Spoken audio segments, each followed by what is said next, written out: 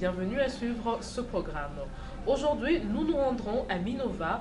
Minova qui est située à 150 km de la ville de Bukavu, chef-lieu de la province du Sud Kivu.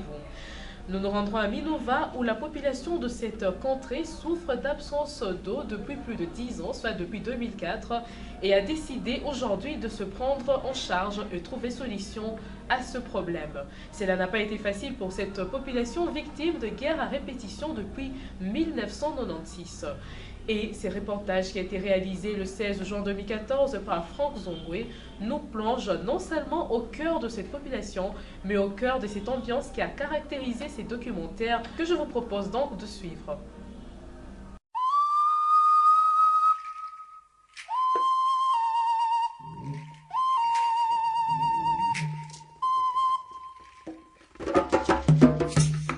Construite pour les habitants des Minova par Oxfam en 1990 jusqu'en 1994, cette année-là, les trois sources devaient desservir que le ménage des localités trouvées sur les lieux. Ndakola Kanane Didier vit à Bichangi il y a de cela 40 ans où il dirige une école de pères missionnaires. Il y avait, vers les années 1994,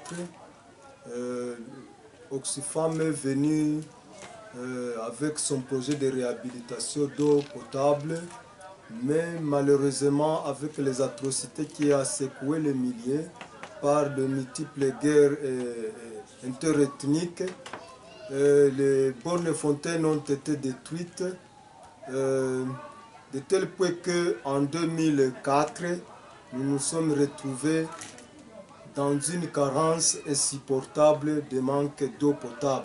Et avant qu'Oxfam vienne ici, il y avait des petites sources là, rares.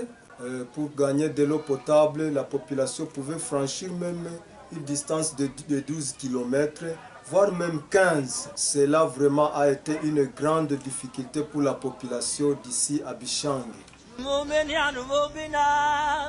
Bukanga, Bichichi et Bichangi sont là les trois localités très instables de l'Est de la République démocratique du Congo où plusieurs groupes armés se sont affrontés régulièrement.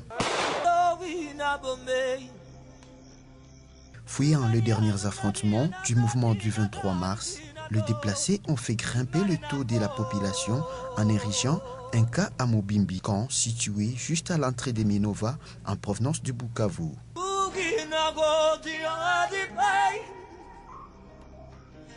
Visage désespéré, Sifandaoulé est mère de 6 enfants. Je suis venue de Massissi et cela fait 2 ans que je vis ici au camp. D'où je suis venue, la sécurité n'a pas encore été rétablie, car je tentais à 2 reprises de retourner, mais je trouvais ma maison déjà incendiée et quelques voisins qui sont restés, en me voyant, ont commencé à me menacer pour que je leur donne quelque chose que j'avais reçu dans les camps. Les petits champs qui m'avaient laissé mon mari ont été ravis par la famille. C'est pour ça que je suis retournée vivre dans les camps.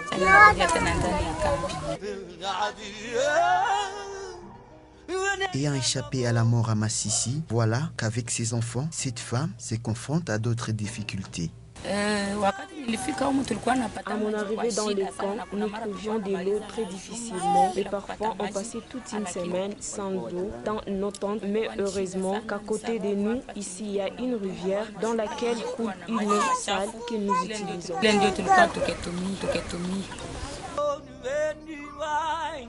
Vu l'augmentation de la population, un besoin réel en eau potable s'est ressenti dans tout Minova.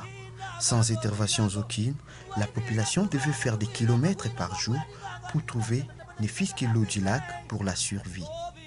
Mais avec la multitude de caniveaux qui sont déversés dans ces derniers, un autre fléau s'introduit dans les milliers.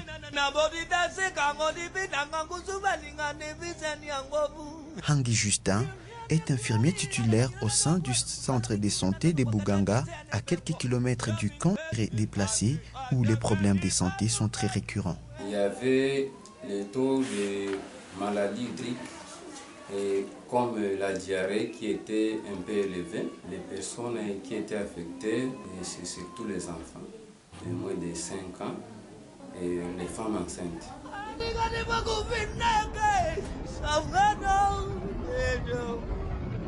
Dans d'autres lieux, 2 heures suffisent par jour pour puiser de l'eau. Dans le cas contraire, c'est la sécheresse totale. Étant insuffisant pour les 800 ménages de ces 3 localités, les habitants se sont mis ensemble pour mettre à l'écart leurs divergences ethniques et trouver ensemble comment résoudre leurs propres problèmes d'eau.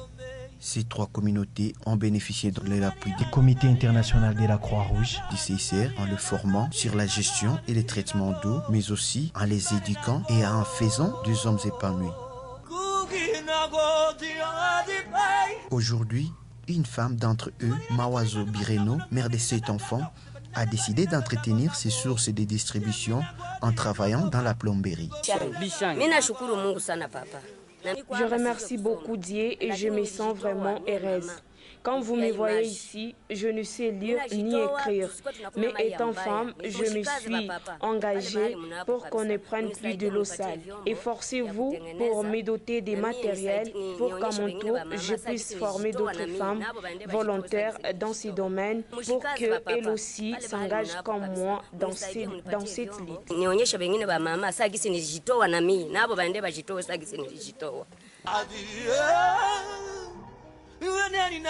Avec la participation motivée des populations, Buganga, Bichichi et Bichangué, 7 mois ont permis au CICR de réhabiliter les 3 sources et 17 bornes fontaines réparties dans les 3 localités et la population s'en réjouisse. Auparavant, on allait puiser en bas loin de notre quartier, ce qui était pénible pour lorsqu'il pleuvait. Ici, maintenant je suis contente car à tout moment où on a besoin de l'eau dans la maison, on peut en ça. Même pour la lessive, ça devient pour nous facile d'arriver et puiser directement. Nous sommes très contentes d'avoir l'eau en permanence chez nous. On ne fait plus de kilomètres pour aller puiser. Nous voyons que c'est une bonne chose qui vient d'être faite ici. On fera aussi tout notre mieux possible pour balayer et entretenir ces bornes. Et qu'il y ait un gardien pour que celui qui abîme un seul robinet les paye. Nous commençons à puiser l'eau près de nos maisons. Il y a beaucoup de robinets dans les quartiers. Nous allons bien veiller sur ça. Nous remercions CICR. Donc, nous serons très jalouses de ces bornes pour que demain, si les bienfaiteurs repassent ici, les trouvent en bon état.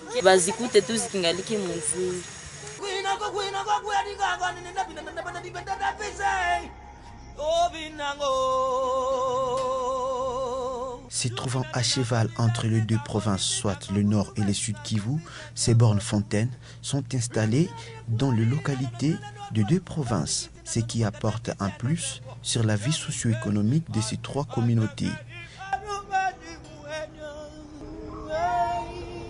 Luca Denton travaille comme responsable du service eau et habitat au sein du CICR, section du site Kivu. Avec les projets qu'on a fait ici, on a capté une nouvelle source et on a réhabilité les sources anciennes pour une quantité journalière avec un débit de 2,8 litres par seconde, qui en total, ça fait plus ou moins 250 mètres cubes d'eau par jour.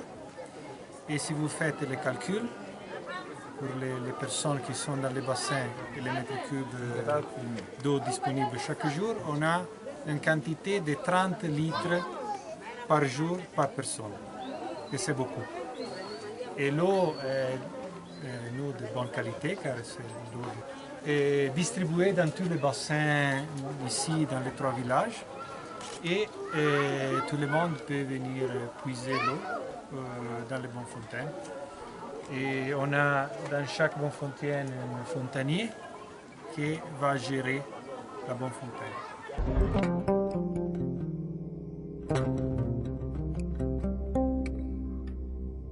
Entouré par sa population, le jour de l'inauguration de ces bornes fontaines, Kibale Mwene-Mwami, chef de localité de Changué dans le Nord Kivu, explique quelques difficultés qui s'observent dans leur milieu et interpellant ainsi sa population à garder un œil vigilant sur cette œuvre sociale pour la génération présente et celle du futur. Remerciement s'adresse au CICR et son équipe technique pour le soutien aux actions sanitaires de réhabilitation des sources détruites pendant les guerres incessantes depuis les années 1996 à nos jours.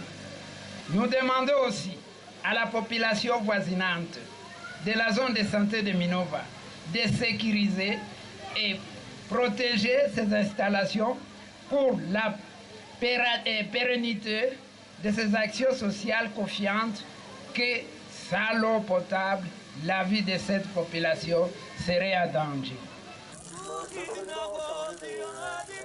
Dès l'unification et l'espoir à l'avenir, voilà tout ce que Seto vient apporter. Il faut simplement encore ajouter quelques bornes fontaines dans d'autres localités. Après une sécheresse totale en eau potable, Minova vient de remporter la victoire sur les problèmes sanitaires bien plus compliqués.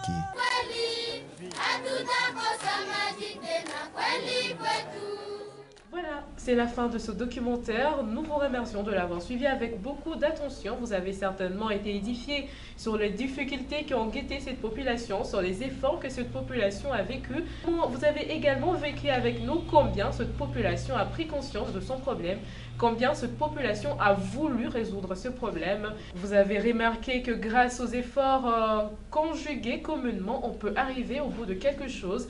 Et là, on rejoint sans doute cette idée selon laquelle l'union fait la force, oui, effectivement. Et voilà pourquoi avec l'union qui a caractérisé la force de cette communauté, ils ont pu retrouver l'eau potable chez eux à la maison. L'eau, c'est la vie, dit-on. Effectivement, ces reportages et ces documentaires viennent de nous l'éprouver. Ce n'est certainement pas la dernière fois que nous sommes avec vous, mesdames, messieurs. Nous prendrons sûrement rendez-vous pour un autre épisode, une autre fois. Et nous vous remercions d'avoir été avec nous. Merci.